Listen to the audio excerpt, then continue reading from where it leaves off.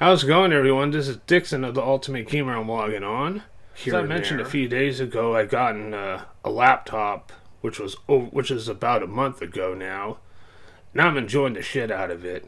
It's a gaming laptop, an MSI GE76 Raider. And it's pretty powerful enough for starters. I have a decent graphics card in it, which is a NVIDIA GeForce RTX 3060, and the processor I have, which I pick an Intel Core i7. I almost thought about picking an i9, but I didn't feel like going too much higher than that for a laptop. But however, regardless, if I get another gaming laptop or a desktop, it's going to be Intel i9 processor. Well, mainly I've been playing the Cyberpunk 2077 on my laptop the most. And that's the powerful, that's a high specification game to run on the laptop. To get straight to the point, I understand Cyberpunk 2077 had a buggy launch 3 years ago, but still, I enjoyed it back then. I pre-ordered mine on the Xbox One console, the Collector's Edition, physical copy Collector's Edition.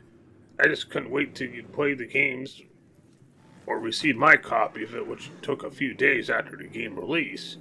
I decided to buy the digital version on PC from Good Old Games. But the good news is, the game came a long way since its release. I actually went through this game twice already. I'm on my third playthrough right now. My first playthrough was, once the game released, was on GOG, and I played the male V, and I chose the Nomad persona. Then about a year and a half later, I played the Xbox One version, the physical copy that I pre-ordered, all the way through on my second playthrough on my Xbox Series X console, which I actually got in that console at the time, and it ran pretty good, and seems like the bugs have been ironed out since then. And it seems like the bugs and flaws have been ironed out since it's released, and a lot of things been added into the game as well. My second playthrough, I chose a female V, and I played the Street Kid path. And as I mentioned, things for Cyberpunk 2077 keeps improving here and there, and it gets better. Right now I'm doing my third playthrough, and I'm still on it. They've added a lot more since the last time I played it again. Plus they actually had a big expansion pack called Phantom Liberty that was released 2 months ago. I had mine pre-ordered for quite some time, and I'm finally getting into the game as well. And I actually made it to the storyline, so I'm having a blast. Of course, you have an option. If you're going to start the game, you have an option choosing the regular game or Phantom Liberty to start out with. So I decided to start from the beginning. This time, of course, it's on the GOG again. I'm playing the GOG version again, and I decided to go with the male V again. This time I chose the Corporal Light path, since I already did the previous two. So I decided to give that one a try. And they also, and a few days ago, they also released the final patch, which is the 2.1 update, which adds the option where you can actually listen to music on foot like you're listening to a portable music player. Or you can ride the train all across Night City.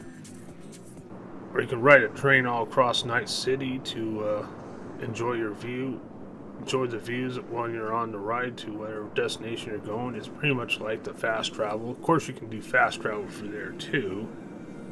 Or you can skip the train ride view and you can go on to the next area, which is pretty interesting. Plus, the other update is adding your love interest partner. Like when you're looking into the mirror, your love interest partner's right behind you.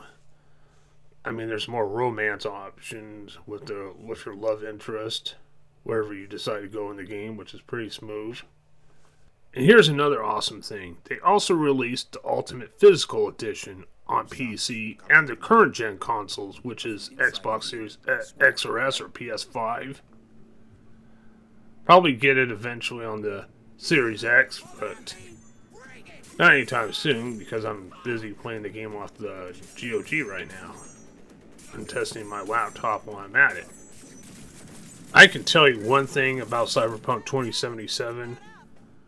I never regretted pre-ordering the game on the collector's edition, and even purchasing the digital copy on the PC while waiting for the collector's edition to arrive. So that way I have an alternative way of playing it, since I couldn't wait to play it. Even though it had a buggy launch at the time, but like I said, since those 3 years, everything improved. It's more playable than ever. And it's actually, the game feels a lot more bigger than ever with all these updates, including the big Phantom Liberty expansion pack, which made the game much bigger. I just love Cyberpunk games like this.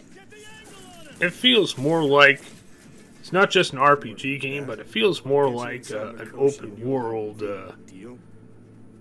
Grand Theft Auto gameplay style almost. Well, it's not exactly a Grand Theft Auto gameplay style because it's still a first-person shooter. It's still a first-person RPG when you're on foot. But when you're in vehicle, you can change camera angles from a first-person view or a third-person view. Yeah, that's that's one of the downsides about Cyberpunk 2077 is they don't have a third-person view. I mean, I like to see how the character is from the back, just like you can see in Grand Theft Auto 5 or Red Dead Redemption 2 or any of the Bethesda games like Fallout 3 or Elder Scrolls Skyrim. And as you can tell, this is not a full-blown game review. This is just my latest impression on the game itself since its release. And I believe that's all the big updates they're going to have, with the exception, well, they might have some minor updates with, or I can fix minor bug issues here and there, though, but I think they're done adding stuff into the game. But I'm satisfied for what the game had to offer now. And I'm having a blast of the time playing this game again through my new laptop. Yeah, I just thought I'd bring up the Cyberpunk 2077 game because of all the updates in the new expansion pack and the latest Game of the Year edition release on physical copy while I'm when I'm testing out my new laptop and playing it on my new laptop, and it runs pretty awesome.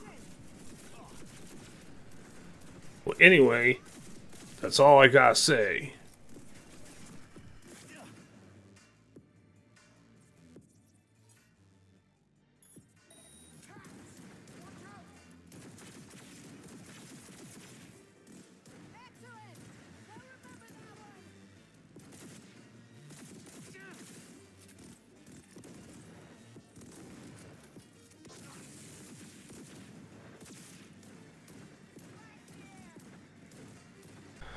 Well, thank you all very much for watching and listening. There will also be more updates on future projects to come, as well as delayed projects that I have planned because of all the moving around I've been doing and all the stuff going around in my personal life.